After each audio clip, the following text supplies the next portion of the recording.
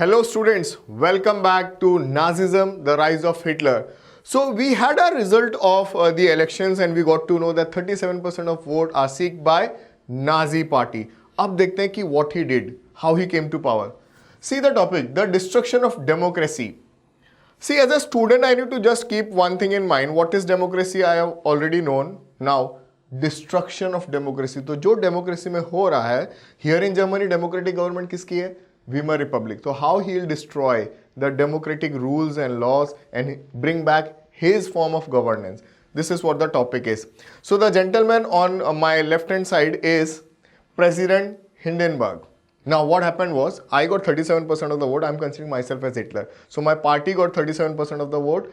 He offered chancellorship. Now अगर मैं chancellorship कहूँ तो जैसे कि इंडिया में होता है ना कैबिनेट का हेड, प्राइम मिनिस्टर, बिल्कुल वो पोजीशन है. But then he offered to whom? To Hitler. He actually declined the offer because he wanted to be president. Hitler. अब आगे क्या होता है? By now all the conservative and all were to the side of Nazi party. मतलब he was able to bring them to his group and he was sidelining the rest of the democratic form of government or the Bolshevik form of Russian communist government. So he was a good speaker as we have seen. So he was able to move people to his side. Having acquired power, now he came to power, Hitler set out to dismantle the structure of democracy. Now this is what the question they can give you, simply this line. So how he dismantled the democracy? Let's see. A mysterious fire broke out in German Reichstag. Oh, there is nothing mystery now. We all know कि आग किसने लगाई, कैसे लगी. Because after this fire, he came up with the act which is known as Fire Decree Act. Now, it's a law, 28th February. As soon as the fire was there, he simply said, I am suspending your civic rights. देखो कौन कौन से rights suspend कर दिए. And suspend till I से, when I से I am Hitler here, freedom of speech, assembly, और बचे क्या?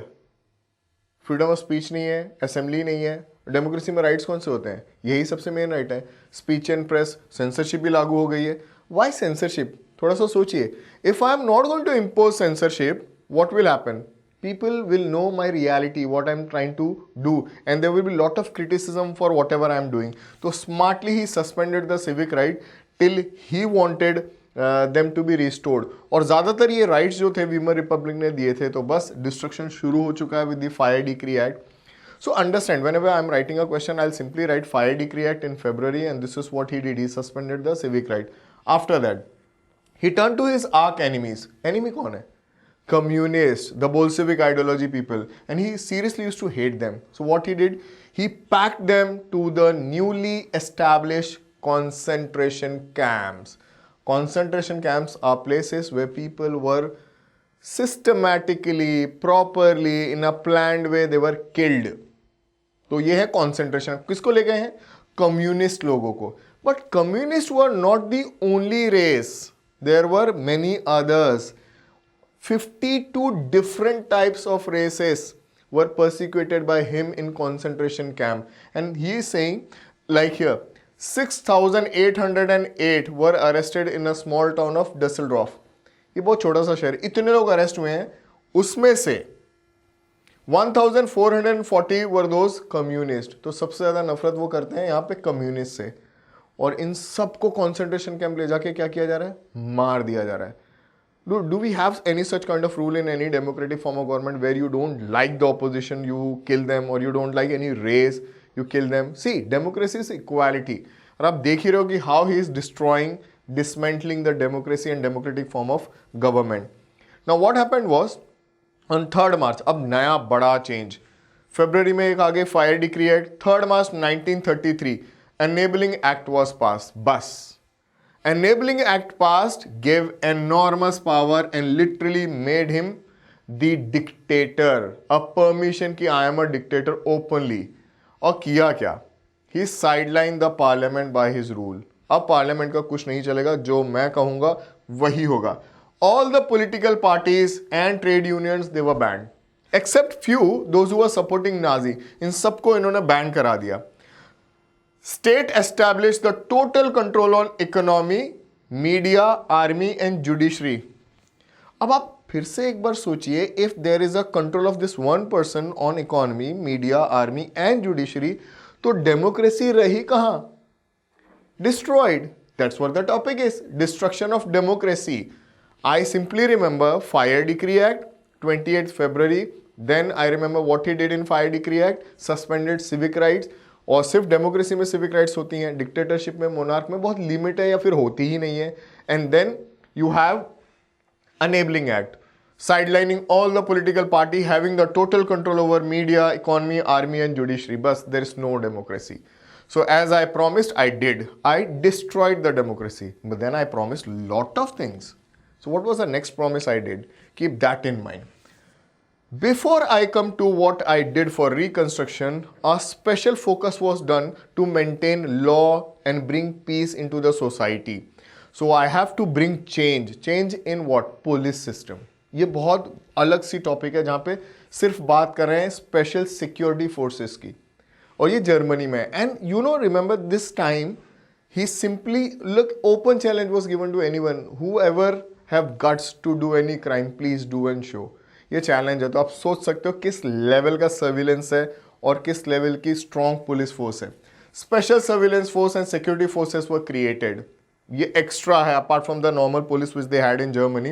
दे came up with these two different forces. जैसे हमारे सीआरपीएफ होते हैं बिल्कुल वैसे ही. Apart from there already who was there? SA कौन है? Storm troopers. उसके बाद इसके अंदर they are saying they included Gestapo, ये सीक्रेट स्टेट पुलिस है, एंड एसएस, ये प्रोटेक्शन स्क्वाड है. फिर क्रिमिनल पुलिस है एंड सिक्योरिटी सर्विस है. तो आई गेस वो जो जॉब प्रोविजन की बात कर रहे थे, जो जॉब प्रोवाइड किए जा रहे थे, आपको नहीं लगता इन सारी जगहों पे ज़्यादा से ज़्यादा लोगों को एम्प्लॉय किया जाएगा और इसीलिए ये जॉब क्रिएट कर रहे हैं. तो you got SD now, you got SS now, you already SA were there. ये सब शॉर्ट कोड्स हैं, इन सब के फुल फॉर्म है. तो सर्विलेंस फोर्सेस, सिक्योरिटी फोर्सेस, इतनी स्ट्रॉन्ग स्टेट बना ली. अब देखते हैं कि आगे क्या हुआ. Extra constitutional power were given to these forces. क्यों? See, if I am making some surveillance forces, some security forces, I need to give them a little free hand to bring the peace. Otherwise, what's the difference between a normal police and your NSG or CRPF? ये चीज़ ध्यान में रखिए. That's why the extra powers were given. और देखिए ये statement, this is what I was talking about. Nazi state of Germany had the reputation as the most dread criminal state. भाई अगर आप में गट्स है तो क्राइम करके बताओ. This is what the challenge thrown to all the criminal. People could now be detained in Gestapo. ये Gestapo जो है वो जगह है जहाँ पे उन्हें गैदर किया जा रहा है जिनको ये नहीं पसंद करते. From there systematically, timely, in a planned way they were taken to concentration camp. और फिर कॉन्सेंट्रेशन कैंप में आपकी कहानी खत्म.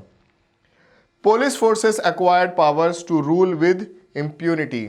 इनके पास अच्छा खासा पावर है. ऊपर हिटलर हैं, नीचे इनके पास भी इतना पावर है कि they can bring any change और they can do whatever they wish to. ये होता है ना कि you need to given permission. India, आपने बहुत सारी मूवी देखी होंगी कि आपको हर गोली का जवाब देना होता है, पर यहाँ पर किसी भी गोली का कोई जवाब नहीं था. अब देखते हैं टॉपिक है reconstruction. Reconstruction of what? Reconstruction of the whole nation. अब ये साइन तो बड़ा फेमस है पूरे इंडिया में. I guess one of the best ads are made by this company, Volkswagen. Volks people's car. Wagon, Volks मतलब लोग, वैगन मतलब गाड़ी, इसीलिए वो नाम है Volkswagen. ये कहाँ से आ गए यहाँ पर? ओके, डोंट यू थिंक कि it's a very big company और reputed company and a German company, तो बहुत लोगों को काम दिया जाएगा. Now why did I started this company? ये वो टॉपिक है, reconstruction. See, my responsibility was to recover this economical losses. So I hired an economist, और इकोनॉमिस्ट हैं हेल्मर सैशेट. वैसे अगर स्पेलिंग देखा जाए तो ये छोटा होता है ना पैकेट जो शैम्पू के आते हैं, सैशेट, उस तरफ से आप याद रखिए. अगर आप कुछ ना लिख पाए तो आप सिर्फ लिख सकते हो S.Sachet. ये आप सिंपली इसका नाम रख सकते हैं. अब why was he hired? He was hired to have full production and full employment through state funded work creation. मतलब पैसा सारा स्टेट का होगा, आप फुल एम्प्लॉयमेंट क्रिएट कीजिए और वर्क दीजिए लोगों को. This was the job given to this gentleman, और इन्होंने ऐसा किया. and that's how we got this project, Volkswagen car and German super highways. बहुत आसान है याद रखना, कार और जिस पे कार चलेगी वो दोनों चीजें इस प्रोजेक्ट में बनाई गई और बहुत ज्यादा लोगों को, जितने ज्यादा लोग हो सकते थे उतने ज्यादा लोगों को इसमें जॉब मिला। आगे बढ़ते हैं और इन्होंने क्या किया। अब आते हैं फॉरेन पॉलिसीज पे, क्योंकि रिकंस्ट्रक्शन करना है मुझे पूरे कंट्री का, तो मेरी फॉरेन पॉलिसीज बहुत इंपॉर्टेंट रोल प्ले करेंगी। फॉरेन पॉलिसी में first thing what he did, he pulled out from the league of nation in 1933। Okay, remember league of nation, जैसे ही वर्ल्ड वॉर 1 खत्म हुई थी, these countries which were in the war with the initiative of United States came up with the League of Nations, promising that they are not going to fight or putting restrictions on them. और सबसे पहले Hitler ने क्या किया, he pulled out Germany from that League of Nations. तो मान लीजिए कि पीस के लिए एक ऑर्गेनाइजेशन बनाया, मैंने openly I pulled out from it. मैं क्या मैसेज देना चाहता हूं कि beware, I am coming and I am ready. ये मैसेज जा चुका था पूरी दुनिया को और उन्होंने वही किया। He reoccupied the Rhineland in 1936 and integrated Austria and Germany in 1938। Rhineland किसके पास था? फ्रांस के पास। He went there and he reoccupied. Then he turned to Austria, gave them a slogan. Slogan is interesting. One people, one empire and one leader. तो मैं Hitler हूं, Austria जाता हूं और मैं कहता हूं this is the slogan under which we should be united, और उसने ऑस्ट्रिया को भी एक्वायर कर लिया। अब एक्सपांशन हो रहा है और याद रखिए एक्सपांशन के लिए you need to have good strong military backup. पर याद है ट्रीटी ऑफ वर्साई, वहां पे लिमिटेशंस थी ना, you can not expand your army, demilitarise country है। इन्होंने उस चीज की कोई परवाह नहीं की और जर्मनी को बहुत ही स्ट्रॉन्ग मिलिट्री नेशन बना लिया था अब तक। जॉब्स क्रिएशन, ध्यान रखिए बार बार। तो ऑस्ट्रिया इंटीग्रेट हो चुका है। नाउ मैं फोकस टर्न करता हूं और जाता हूं और एक जगह पे। So after Austria he move to his west part. Now west part में there is a place called Sudetenland. Now this is a part of a country called Czechoslovakia. ना ये बहुत छोटी सी एरिया है, बट यहाँ पे इंपॉर्टेंस क्या है हिटलर के लिए? These are German speakers. Now, German speaker, he simply went there and he said कि boss, these are the German speaker, they are living here, so this place belong to me or my country, and that's how he got this place. अब बहुत simple सी बात है, Sudetenland इनके control में आ गया, वो बड़े आसानी से, बहुत इजीली एक्सपांशन शुरू हो चुका है। Now, after this expansion, what happened was everyone, especially France, Britain, Russia, America, they were worried कि why he is going on this mode of expansion. Britain actually told Germany that stop this expansion policy. Why is that you want to start again a war? So he simply said, you give me Sudetenland, I won't be doing any more expansion. And that's how he got this place. So Czechoslovakia missed on a small part, but then again, missing on your part itself takes a toll on the people. You lose your dignity, pride, respect as an country. चाहे वहां पे German speaker हो या कोई भी, but आपका एक टुकड़ा उन्होंने ले लिया है, वो भी क्या? Under the pressure of the other countries. Now people were thinking that if he has signed an treaty and he got Sudetenland, now there won't be any more expansion, but ऐसा कुछ नहीं हुआ। उसने सिंपली अपनी expansion policy जारी रखी और धीरे धीरे और बड़े बड़े चेंजेस लेके आया। अब सबसे बड़ा चेंज जो था वो ये था कि he hired an economist which we know. He said कि sir we are spending lot of money on construction of super highways and these cars and we will be in big loss. We require lot of resources, जिसमें material होगा और man power होगा और money होगा। So from where are we going to get this? These were the words of Schacht the economist. Oh, Hitler started thinking, but then he said cautious people have no place in Germany. जो डरपोक हैं, जो बहुत cautious हैं, उनके लिए Germany में कोई जगह नहीं है। तो आप जानते हो कि इनका फेट क्या हुआ होगा? He was removed. He was asked to leave. अब from where will I get this money? From where will I get the resources? बस this is the beginning of your Second World War. I wanted resources, and for the resources I need land and people. on September 1939, Germany invaded Poland. That's the beginning of your Second World War. बस अब war शुरू हो चुकी है. I want to strengthen my side. So I signed a pact in September 1914. काफी चीजें सितंबर में हो रही हैं, तो ध्यान रखिएगा, बड़ा इजी हो जाएगा याद रखना. वो सीक्वेंशियल है. 1939, 1940. A tripartite pact was signed. Try तीन लोग, पार्टाइट पार्टी, ये कौन है? जर्मनी है और इटली है और जापान है. अलग तरीके से अगर आपको ये क्वेश्चन पूछेंगे तो आपके लिए होगा बर्लिन रोम टोक्यो एक्सेस और टोक्यो बर्लिन रोम एक्सेस. ये तीन कंट्रीज हैं जो एक साइड हैं. इन्हें हम एलाइज के नाम से जानते हैं. और जो जो एरिया हिटलर ने कॉन्कर की, उन सब जगहों पर इन्होंने पपेट रेजिम्स को ले आए. अब ये क्या है? वो रूलर्स जो आप कहोगे वही करेंगे. आगे बढ़ते हैं और वॉर और इंटेंस हो गई है. Now here he is saying, see Hitler has a very long term goal of conquering eastern Europe. याद है ईस्टर्न यूरोप कौन बहुत पावरफुल कंट्री है? रशिया. और अब मेन पार्ट आता है इस वर्ल्ड वॉर 2 का जो बड़ा डिसिसिव था. He wanted to ensure that the food supply and the living space for the Germans should be there, and for that he wanted huge area, and nobody on this earth has bigger area than Russia.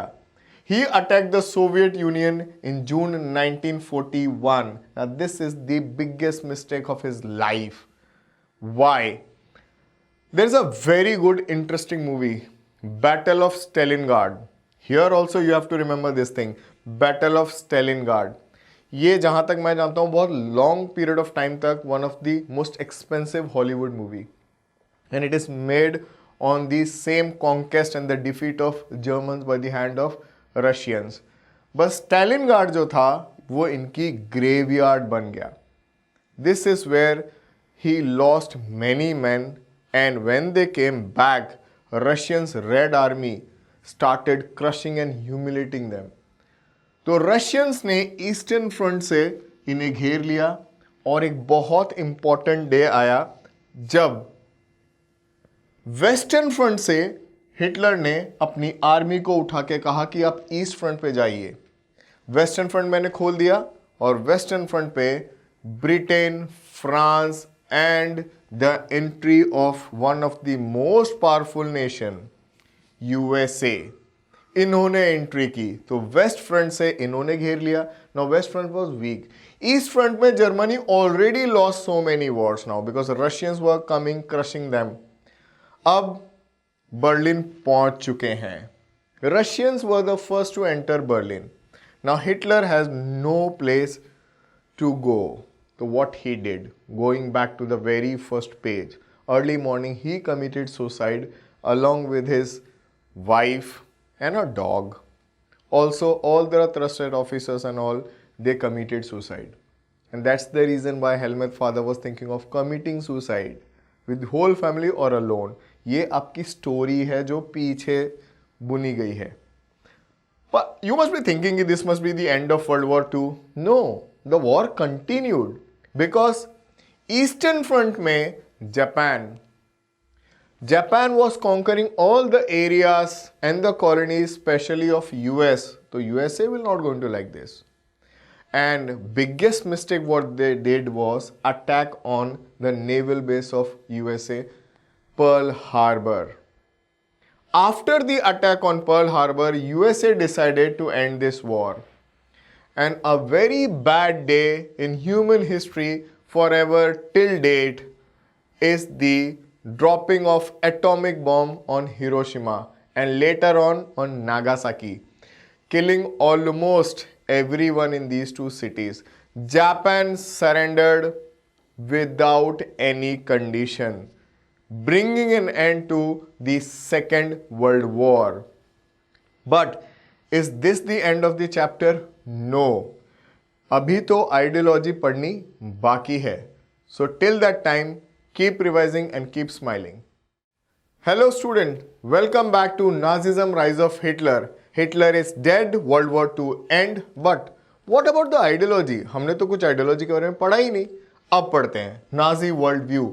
So Nazi मतलब Nazism और Hitler के हिसाब से दुनिया कैसी थी. He simply said there is no equality in the world, only hierarchy. तो अगर हायरार्की है तो बॉस लेवल्स होंगे, अगर लेवल्स हैं तो कोई टॉप पे होगा और कोई बॉटम पे होगा. तो जो टॉप पे है वो है Nordic German Aryans who are blonde and blue eyed. तो ये आपके रेस सबसे टॉप और सबसे बेस्ट रेस है. Now depending on your physical feature and appearance you will be on that ladder of hierarchy. पर बॉटम पे कौन है? बॉटम पे है आर्क एनिमीज, ज्यूज. तो इनके हिसाब से पूरे सोसाइटी में ना कोई बराबर है, ना ही मैन ना ही वुमेन. और सबसे अच्छी रेस कौन सी है? Aryans, blue eye blonde hair German Nordic Aryans. सबसे बॉटम रेस, सबसे खराब रेस कौन सी है? ज्यूज. आगे बढ़ते हैं कि ये आइडियोलॉजी आई कहां से, और बहुत बड़ा सा कंट्रीब्यूशन रहा है इनका Charles Darwin. Now he is very famous for his theory of evolution. Evolution theory पता है क्या है? एवोल्यूशन थ्योरी है कि कब आप ऐसे ऐसे चलते थे और ऐसे एकदम स्ट्रेट हो गए.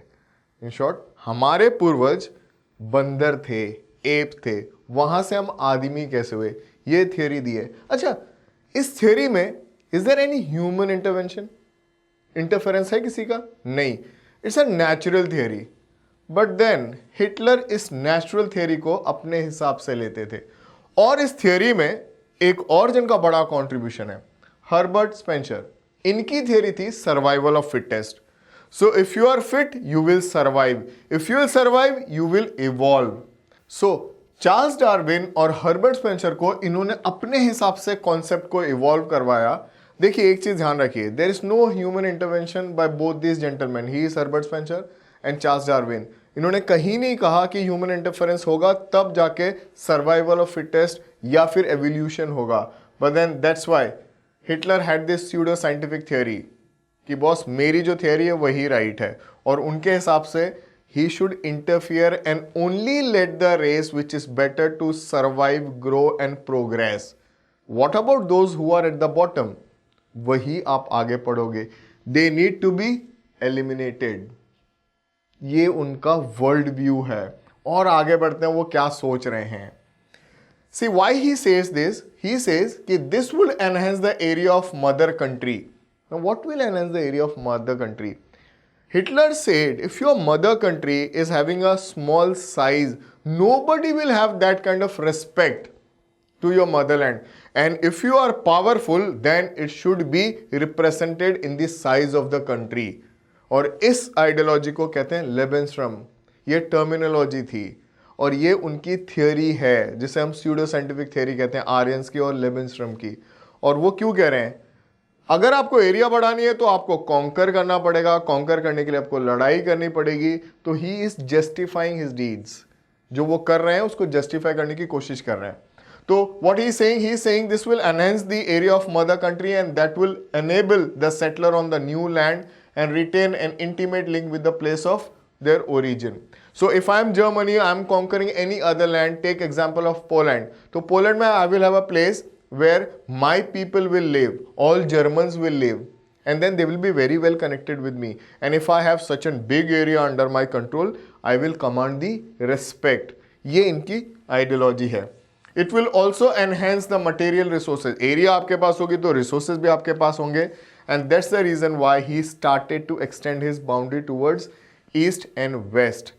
West में थोड़ा सा कम, east में थोड़ा ज़्यादा because of the large lands. Progressive land है, रशिया है, ईस्टर्न यूरोप बहुत ज़्यादा एग्रीकल्चरल है.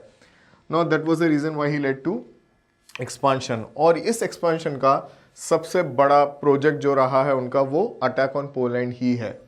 Now once in power, Nazis quickly began to implement their dreams of creating an exclusive racial community state. ये है अंदर establishment of racial state.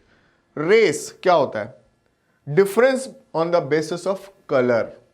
तो racial state बनाना चाहते हैं वो, और racial state बनाने के लिए you need to conquer area. और वो कहते हैं कि वहां पर सिर्फ एक ही टाइप की रेस रहेगी और वो होंगे सारे जर्मन्स. अब ये कैसे करोगे आप? Simply by physically eliminating those who were seen as undesirable. He wanted state which is only occupied or been lived by racial superior people. और उन्हें एक कैटेगरी दे दी उन्होंने, कहा डिजायरेबल। अगर मैं आपको अलग लैंग्वेज में कहूं, अलग तरीके से कहूं, तो डिजायरेबल मतलब कौन होगा? आर्यंस होंगे। अगर डिजायरेबल है तो कुछ लोग अनडिजायरेबल भी होंगे। तो ये डिजायरेबल एंड अनडिजायरेबल आप याद रखिए। डिजायरेबल्स के लिए होगी रेशियल स्टेट और अनडिजायरेबल्स को एलिमिनेट किया जाएगा। Nazi wanted only a society of pure and healthy Nordic Aryans. ये आर्यंस है जिनकी वो सोसाइटी चाहते हैं। इनको छोड़ के सारे लोग एक कैटेगरी में आते हैं जिसे हम कहते हैं अनडिजायरेबल्स। तो डिजायरेबल्स कौन है? आर्यंस हैं। अनडिजायरेबल कौन है? Without any hint, Jews, gypsies, Polish, Russians, all of them falls in this category of undesirable. But एक और चीज, even the Germans who were seen as impure और abnormal had no right to exist. अगर आप German हो और आप में कोई डिफॉर्मेलिटी है तो आपको भी एलिमिनेट किया जाएगा। This is what his mentality is, this is what his ideology is. तो डिजायरेबल और अनडिजायरेबल का डिफरेंसेस आप समझ लीजिए। Under this euthanasia programme, euthanasia क्या होता है? इन सिंपल हिंदी, इच्छा मृत्यु। और ये किसके लिए होती है? उनके लिए, दोज हु फील कि they are on to an stage where they can not survive any more. वो खुद के लिए भी बहुत तकलीफ है और दूसरों के लिए भी बहुत तकलीफ है। मेडिकली ये टर्म यूज होता है। तो he said how he will kill this crippled undesirable Germans. या फिर आप मेंटली चैलेंज हैं, फिजिकली चैलेंज हैं और कोई भी एबनॉर्मेलिटी है, तो under this programme he will eliminate you. So within the same program, Helmuth father used to kill Germans, Gypsies, Polish, Russians, everyone, and that was the reason why he was scared when Germany lost the war. तो आपकी first story से फिर से इन्होंने connect कर दिया। और सबसे बड़ा अनडिजायरेबल कम्युनिटी जैसे कि हमने कहा वो ज्यू है, जिप्सीज हैं, ब्लैक्स हैं। इन सब को पीरियडिकली, टाइमली प्लान करके मारा गया। और कहां पर? कंसंट्रेशन कैंप्स में। इनके हिसाब से तो Russians and Polish are not even humans, they are sub human. और उन्हें तो और भी ज्यादा तकलीफ देके मारा जाता था। उनसे इतना ज्यादा हार्ड वर्क करवाया जाता था बिना खाना दिए कि वो एग्जॉस्ट होके, एनर्जी एग्जॉस्ट होके मर जाते थे। और ये उनमें से एक तरीका है। ये कॉन्सेंट्रेशन कैंप में या उसके बाहर मेहनत करवाएंगे और आपको इस तरीके से एलिमिनेट करेंगे, एक्सिक्यूट करेंगे। So when Germany occupied Poland, this became in this experimental area. जब ऑक्यूपेशन आया तो ये जो एक्सपेरिमेंट था रेशियल स्टेट का, पोलैंड पे किया गया था। This Russians, polish and gypsies whoever were there, they were captured and they were asked to work as a slave। और इतना वर्क कि आप थक जाओ और मर जाओ। Jews remained the worst sufferers in Nazi Germany। ये स्टेटमेंट बिल्कुल ऐसी ही आएगी आपको क्वेश्चन। आपके दिमाग में हमेशा ये होगा कि why Jews at the bottom of the racial hierarchy, why they were considered as undesirable? We will have the answer here. See, Nazi hatred of Jews had a precursor in the traditional Christian hostility towards Jews। आपको शायद ये थोड़ा religion से related है। Jesus Christ को crucify किया था जो किंग था, वो एक ज्यू था। और this is the reason why Hitler and Christians hate Jews. ये मेन रीजन है। एंड याद रखिए, हिटलर इकलौता नहीं है जिन्होंने ज्यू को मारा है इस तरीके से। वो हिस्ट्री में ज्यूज के साथ ऐसा टाइमली हुआ है, अलग अलग किंग्स ने भी उन्हें इसी तरीके से मारा है। May not be the concentration camp but through other ways and means. So this is the reason why they are hated and they are at the bottom of the race. They had been stereotyped as killer of Christ। मतलब Jesus Christ को मारने वाले हैं ज्यू, and this is the reason why they have been killed। और medieval times में juice were board from owning land. मतलब सोचिए आप, इनके साथ जो कुछ वो कर सकते थे वो किया जाता था फ्रॉम मिडिवल पीरियड। अब हिटलर जो है वो मॉडर्न हिस्ट्री में है। They survived mainly through the trade and money lending. ये ही ज़्यादातर उनका बिजनेस रहा और सर्वाइवल टैक्टिक्स रही, और वो इस सेंचुरी तक आ पाए। But then already Hitler was behind them. They lived in separately marked areas called ghettos. तो आपको एक मार्क के लिए पूछ सकते हैं व्हाट आर गैथोस। तो एक सेपरेट एरिया बना दी जाती थी आउटस्कर्ट ऑफ सिटीज में, they bring all the Jews and they be kept here. अब आप सोच लीजिए कि वो सिचुएशन वहाँ की कैसी होगी और कैसा रहन सहन होगा। You can just imagine a slum, congested, populated, dirty slum. बिल्कुल वही सिनारियो है गैथोस का। Now they were often persecuted through periodic organized violence. Organize मतलब बड़े आराम से प्लान करके कि पहले I will pick you up and put you into ghettos, then on this date and all और this way I will bring you out of it and take you to concentration camp. तो बड़े अच्छे से plan करके इन्हें मारा गया। देखिए, ज्यूज के लिए कोई और सोल्यूशन था ही नहीं नाजी में। You can not gate convert into Christianity and survive. For you the only solution was elimination. मतलब आपको खत्म करना ही सिर्फ सोल्यूशन था, as per Hitler and as per Nazism, Nazi ideology. So from 1933 to 1938 Nazis terrorized, pauperized and segregated the Jews. मतलब डराया, उसके बाद आपको इतना गरीब कर दिया कि आपके पास कुछ नहीं छोड़ा, फिर आपको सेपरेट कर दिया, गैथोस में रखा। अब एक जगह हो गए आप। फिर मैंने अगला स्टेप लिया, जो स्टेप लिया मैंने 1939 से 1945 के बीच में, उठाकर कॉन्सेंट्रेशन कैंप ले आया और वहां पर धीरे धीरे अलग अलग तरीकों से आपको एलिमिनेट किया। अगली टॉपिक पर आते हैं और देखते हैं racial utopia. Now understand, utopia is a situation, बहुत आइडियलिस्टिक सिचुएशन होती है जो कि एक्चुअली पॉसिबल नहीं है। तो सिंपल सा एक एग्जांपल देता हूं। मान लीजिए आपके स्कूल में सारे लोगों को सोशल साइंस में 100 मिल जाए, पॉसिबल नहीं है, समझे। तो एक ऐसी स्टेट, जैसे बाइक कहते हैं ना कि माइलेज हमारी बाइक 86 किलोमीटर पर आवर है, तो कोई कंपनी क्लेम करे कि 100 माइल्स पर आवर, वो पॉसिबल नहीं है। 100 किलोमीटर पर आवर वो पॉसिबल नहीं है। ऐसी चीज को बोलते हैं उटोपिया, रेशियल उटोपिया। कहने का मतलब ये है कि क्या ये एक स्टेट सिर्फ एक ही रेस की हो सकती है? क्वेश्चन है, आपको जवाब मिलेगा ना, पर कोशिश की गई। और किसने की? हिटलर ने, नाजी पार्टी ने। So under the shadow of the war Nazi proceeded to realise their murderous and racial idea. और उसके लिए उन्हें क्या करना था? मारना था जो आर्यन रेस नहीं है उनको। Genocide and war became the two side of the coin, same coin. War तो चली रही है पर वॉर के पीछे कुछ और चल रहा था। Genocide, mass killing of people, जिसमें जिप्सीज हैं, पॉलिश हैं, ज्यूज हैं और अनडिजायरेबल जर्मन्स हैं, रशियंस हैं, सबको मारा जा रहा है। अब पोलैंड को ऑक्यूपाई कर लिया गया है and Poland is divided. So one part of the Poland which is the northwestern part, this was annexed, and here Poles were forced to leave their homes and property behind, क्योंकि उन्हें ढकेल दिया गया है दूसरे पार्ट में, जो north eastern part है वहां पर, और जो ऑक्यूपाइड पार्ट है यहां पर आए हैं आपके कॉन्सेंट्रेशन कैंप्स। किया क्या पॉलिश लोगों के साथ? बहुत सारे जो इंटेलिजेंसिया है पॉलिश की या पोलैंड के लोगों की, उनको खत्म कर दिया। अब कहें कि इंटेलिजेंसिया तो ये होता क्या है?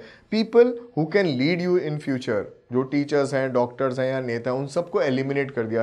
क्योंकि अगर लीडर नहीं होगा तो आप प्रोटेस्ट नहीं करोगे। तो पहला चीज ये की। अब दूसरी चीज, Polish children who were looking like Aryans, they were snatched from their mother and they were given to German mothers to take care of them. उनका एक रेस टेस्ट होता था। If they pass the race test, then they will go to Germany and they will be taken care by a German family. But if they fail the race test, then what will happen? They'll perish. They'll be killed. तो ये बच्चों के साथ भी ऐसा किया जा रहा है। आप सोचिए कि अगर आपको किसी भी कंट्री में इतने ज़्यादा लंबे समय तक रूल करना है तो बच्चों पर सबसे ज़्यादा फोकस होना चाहिए। इसीलिए हमारी अगली टॉपिक है यूथ इन नाजी जर्मनी। अगर मुझे एक बहुत बड़ी इम्पैक्ट लानी है आपकी आइडियोलॉजी पे, आपकी मेंटालिटी पे, तो मुझे स्कूलिंग आपको सही देनी होगी। और हिटलर ने यही किया। As I said, he was fanatic about the youth because he wanted to control them. So he felt that a strong Nazi society could be established only by teaching Nazi ideology to the children. and to teach the ideology, I need to cleanse the school because I can't have undesirable, unreliable Jewish teachers. तो सबसे पहले cleanse, पाक करना school को। तो कैसे पाक करोगे? जो अनडिजायरेबल चीज है उसको निकाल दीजिए। तो किसको निकालोगे आप? प्यूरिफाइड किया जा रहा है स्कूल को। तो इन्होंने सारी जो जीव टीचर्स हैं उनको निकाल दिया। और देखिए सारे जीव बच्चे हैं उनको भी सेग्रीगेट कर दिया। अब जाके स्कूल इनके हिसाब से पाक हो चुका है, प्यूरिफाई हो चुका है, क्लेंस हो चुका है। They were segregated. German children and Jewish children were not asked to sit together, nor they can have lunch together, nor they can play together. Segregation at the best. Subsequently, undesirable Jew children who were physically handicapped, gypsies, they were thrown out of the school. मुझे cleanse करना है, purify करना है, तो ये मेरे लिए किसी काम के नहीं है, तो हम इनको निकाल दिया गया है। अब जानते हैं निकालने के बाद ये कहाँ जाएंगे? ये गैथोस में जाएंगे। फिर गैथोस के बाद क्या होगा? They will go to concentration camp and finally they will be executed. 1940 they were taken to gas chambers and they were killed. अलग अलग टाइम पर, not within 1 year and all. Now good German children were subjected to process of Nazi schooling, जहां पर आपकी ideological training होगी। आपको हर subject में यह सिखाया जाएगा how to worship Hitler and hate Jews. You can't believe, even in the classes of Max, students were taught to hate Jews. जब हम 6 बनाते हैं तो वो 6 को बहुत बड़ा लंबा करके बनाते थे और कहते थे ये जीव लोगों की नाक है, चोंच जैसी नाक। सोचिए मैथ्स के क्लास में कोई आपको रेशियल साइंस सिखा सकता है। And they introduce a new subject, racial science. वो साइंस होती है, हम सब जानते हैं, हम पढ़ते हैं। रेशियल साइंस में आपको क्या सिखाया जाएगा? Simple. You are superior and they are inferior. You are at the top of the race, they are at the bottom of the race. और किसको हेट करना है आपको? आपको हेट करना है Jews को। देखिए Hitler believed that if students are made to play the games which can make them strong, hard, masculine, they should be taught that. इसलिए बॉक्सिंग पे ज़्यादा फोकस करवाई जाती थी। तो अगर यहाँ पीटी पीरियड है, अगर आप वहाँ पर हो तो आप बॉक्सिंग करोगे। Then what happened? Youth organisations were made to responsible for educating German youth in the spirit of national socialism. अलग अलग ऑर्गेनाइजेशंस बनाए हैं जिनको एक रोल दे दिया गया, और रोल भी ये है कि आपको बस उन्हें हिटलर नाजी आइडियोलॉजी सिखानी है। 10 year olds had to enter young walk. ये एक ऑर्गेनाइजेशन है। जब आप 14 के हो जाओगे then you were sent to join Nazi youth organisation, जिसे हम हिटलर यूथ कहते थे। Later on what happened? Once you grow up and you turns 18, आपको एक ट्रेनिंग दी जाएगी और आपको जॉब दिया जाएगा। What kind of job you will get once you turn 18? You are youth, young. Army. So you will serve the nation in the war. Youth League of the Nazi was founded in 1922. 4 years later, it was renamed as Hitler Youth, and finally, to unify all the youth movements under Nazi control, all the youth organization was systematically dissolved and banned. कोई और youth organisation नहीं चला, finally Nazi youth organisation ही रहा, ताकि everything is under the control of Hitler and his party. अब आ जाते हैं when we are talking about youth, तो सबसे पहले बात हमने कर ली एज एन स्टूडेंट अपनी, but what about girl child? तो अगली टॉपिक वही है, और ये भी बड़ी कमाल की टॉपिक है, नाजी कल्ट ऑफ मदरहुड। तो मेरे देश में माँ का क्या औहदा है? Children in Nazi Germany were repeatedly told that women were radically different from man. पहले से ही वो आपके जहन में ये बिठा रहे हैं कि women are very different to that of man, physically, mentally and socially. जो लेबर डिवीजन है वो यहाँ पे बहुत ज़्यादा स्ट्रॉन्ग था। The fight to equal rights for men and women that had become a part of democratic struggles everywhere was wrong. तो यहाँ पर आप फाइट नहीं कर सकते कि हमें इक्वल राइट्स चाहिए, वोटिंग या फिर सोशल राइट्स, वो नहीं मिलेगी। पॉलिटिकल और social rights main and women में जर्मनी में बिल्कुल नहीं थी under Hitler. See, as boys were taught that they need to be aggressive, masculine, iron-hearted, strong-hearted, girls were also given some teaching about how to take care of themselves and were only Aryan children. मतलब आप affair भी रखोगे तो Aryans के साथ होना चाहिए, आप सिर्फ आर्यन और डिजायरेबल बच्चों को ही जन्म दे सकते हो। अगर ये रूल है तो अगर आप इस रूल से डिविएट होगे तो फिर पनिश भी किए जाओगे। Girls had to maintain the purity of the race. अगर प्योरिटी मेंटेन करनी है तो you need to distance yourself from Jews and Polish and gypsies and Russians, तभी जाके रेस की प्योरिटी बनी रहेगी। 1933 Hitler said in my state mother is the most important citizen, but actually ऐसा नहीं था। बड़ी इंटरेस्टिंग सी बात है कि women, if they are going for the birth, they were given some concession, vouchers, discounts on the basis of how many children they are going to bear or they are going to have. तो अगर आपके 8 से ज़्यादा बच्चे हैं तो you will be entitled to have golden cross. 6 से 8 बच्चे हैं तो you will get silver cross. और अगर 4 और 4 से 6 बच्चे हैं तो you will gate bronze cross. बिल्कुल ओलंपिक की याद आ गई।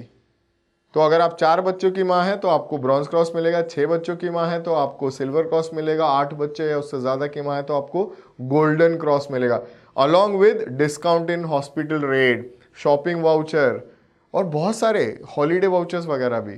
तो ये वो ट्रीटमेंट था उनके लिए जो आर्यन चिल्ड्रंस को जन्म दे रही हैं। तो फिर ये सोच लीजिए कि अगर आपने आर्यन चिल्ड्रंस को जन्म नहीं दिया या फिर आपने अनडिजायरेबल को जन्म दिया तो फिर आपके साथ क्या होगा। तो बिल्कुल अगर आपके रिलेशंस हैं ज्यू के साथ, पोल्स के साथ, रशियंस के साथ, तो आपको परेड करवाया जाएगा, आपको आपका सर मुंडवा दिया जाएगा, आपके गले में प्लेकार्ड लटका दिया जाएगा और उस पर लिखा होगा I have salute the honour of the nation, मैं अपने देश के नाम पर एक धप्पा हूं। एंड हिटलर इज सेइंग कि mother is the most important citizen of my country. इससे ज़्यादा हिपोक्रेटिक कोई और हो नहीं सकता है। आर्ट ऑफ प्रोपेगेंडा, ये पार्ट जो है ना बेटा वो ये है कि यार इतनी वॉर हो रही हैं, पूरा वर्ल्ड मॉडर्नाइज है, why is that we missed out on this mass killing. ये पता क्यों नहीं चला किसी को? Because you know when the World War II ended and Russians were in Berlin and when USA army came and entered, then they realized about the concentration camp. Before that the whole world wasn't aware about anything what's happening in Germany. They always used to feel कि there are a lot of factories, lot of schools and progressive Germany was propagated. तो कुछ तो trick थी और ये बड़ी मज़ेदार सी trick थी जो आज भी कुछ लोग करते हैं। देखिए, media was carefully used. By whom? By Hitler. See, Nazi ideas were spread through the visual image, films, radios, posters and catchy slogans and leaflet. तो ये सारे सेपरेट किए जाते थे, स्प्रेड किए जाते थे और हर एक तरीके से इनकी बहुत कमाल की आइडियोलॉजी है। मैं अपने आप को अच्छा बताऊंगा, that's a good thing, but then मैं आपको बुरा बताता था और अपने आप को अच्छा बताता था। तो मैं एडवर्टाइजमेंट अपना भी करता था और आपका भी करता था। ये इन्होंने मीडिया का यूज किया है। And never ever they used any word which can alarm the media और the rest of the countries. मतलब मैंने कहीं पे भी किलिंग, मर्डर ऐसे कोई भी शब्द यूज किए ही नहीं, तो पता ही नहीं चलेगा ना कि हमारे कंट्री में हो क्या रहा है। और सबसे ज्यादा जो यूज किए जाते वर्ड थे वो थे जैसे सेग्रीगेशन, जो ज्यूज को सेपरेट किया जा रहा है, और एलिमिनेशन है तो final solution. Final solution is what? Death. तो डिसइंफेक्टेंट एरिया, डिसइंफेक्टेंट एरिया क्या है? Concentration camp. तो बहुत ध्यान से ये वर्ड्स को यूज किया गया था ताकि मीडिया को पता ना चले। और सबसे ज्यादा जो मीडिया का यूज किया गया वो था to hate Jews. They were attacked as malicious foreign agents. कौन? Jews. Propaganda films were made and they were made to hate Jews. और सबसे फेमस इनफेमस मूवी जो है, famous for wrong reason, is the eternal Jew. ये शायद ban भी है, आपको कहीं लाइब्रेरी में नहीं मिले, but if you get the movie do watch it, जिसमें बताएंगे आपको कैसे ज्यूज को हेट करना है, बट आप हेट मत कीजिए। Orthodox Jews were stereotyped and marked and they were shown with different ways by which you can student or the youth in Germany will start hating them. So apart from they were stereotyped, they were also shown as with flowing beard, wearing kaftan, whereas it is real difficult to actually distinguish between a German and a Jew. दोनों ही बहुत अच्छे लगते हैं, main women दोनों ही खूबसूरत, handsome, आप बता भी नहीं सकते हो कि ये जर्मन है, ये ज्यू है, बट प्रोपगेट इस तरीके से किया जा रहा है कि I should hate you. They were shown on sitting on gunny bag full of money, क्योंकि वो मनी लेंडर है तो उन्हें माइजर दिखाया है. Their movements were compared with rodents, they were considered as malicious agent, vermins, सब चीज़ों से उन्हें ऐसे दिखाया जाता था कि वो खुद को भी नापसंद करें. और ये क्या है, ये यूजेस ऑफ मीडिया है, और मीडिया का यूज जो था वो अपने आप को प्रोपोगेट करने के लिए भी किया गया है. Like specially for farming class, like for those who are into agriculture, they were also told that Hitler is the only solution for you. तो this is how he use the media. And let's see what is our next topic. So we are on to our topic, ordinary people and the crime against humanity. Ordinary means everyone, not into any of the special group security forces which they made, not relevant to army or to the government. So जो common लोग हैं उनके बारे में ये topic है. See, अगर मैं हर रोज आपकी क्लास में आता हूँ और मैं कहता हूँ कि एक स्टूडेंट को मार्क आउट करके, पॉइंट आउट करके कि आप जो हो, आप पागल हो, पागल हो, पागल हो, पागल हो, और 6 महीने तक मैं ये करता हूँ, एक दिन आके मैं कहूँगा कौन पागल है, आप खड़े हो जाओ, कहूँगी मैं पागल हूँ. मतलब मैं नहीं, वो स्टूडेंट कहेगा कि मैं पागल हूँ. This is the impact of what we say and how long we put. आपको ABCD क्यों इतने अच्छे से आती है? क्योंकि बचपन में वो आपको हर कोई सिखाता था.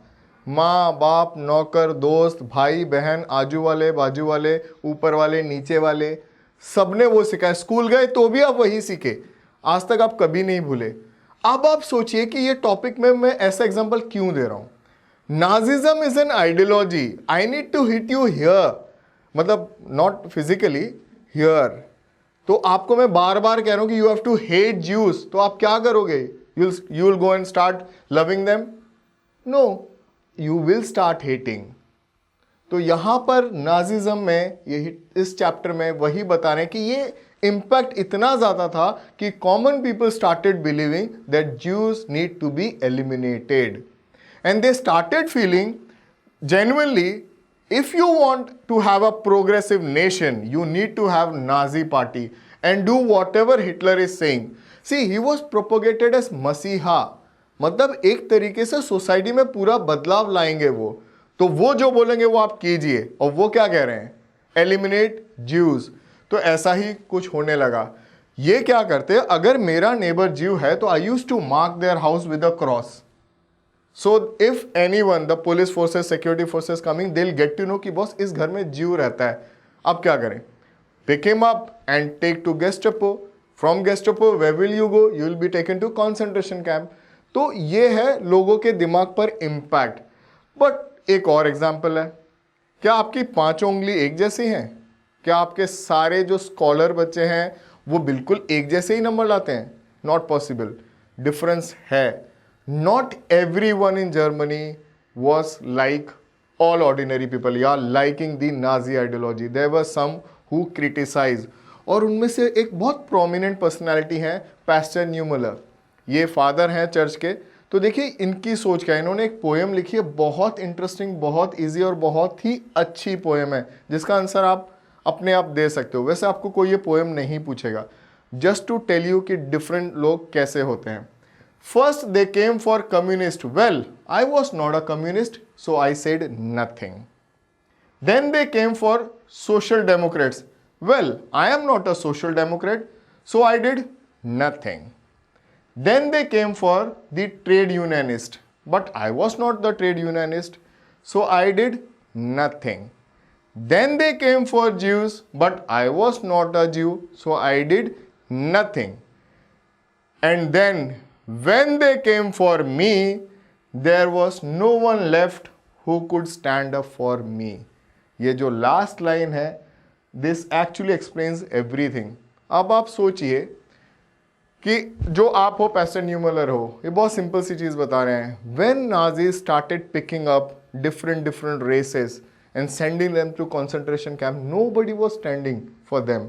अब आप सोचिए, आप खड़े हो, आपके यहाँ से लाइन लगी है, वहाँ से एक रेस को हटा दिया, यहाँ से रेस एक को हटा दिया, यहाँ से एक रेस हट गई, यहाँ से एक रेस हट गई, ले गए कॉन्सेंट्रेशन कैंप में, मार दिया.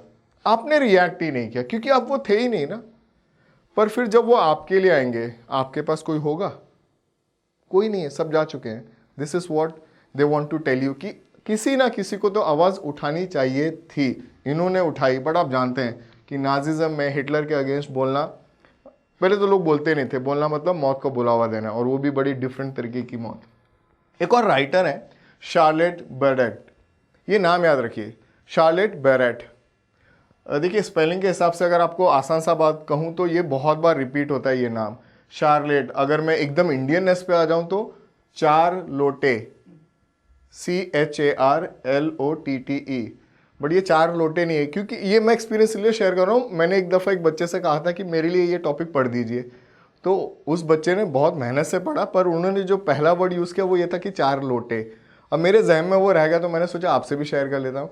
तो ये चार लोटे नहीं है, ये शार्लेट है. और आपके और एक चैप्टर में शार्लेट नाम आएगा, इसलिए ये नाम याद रखिए.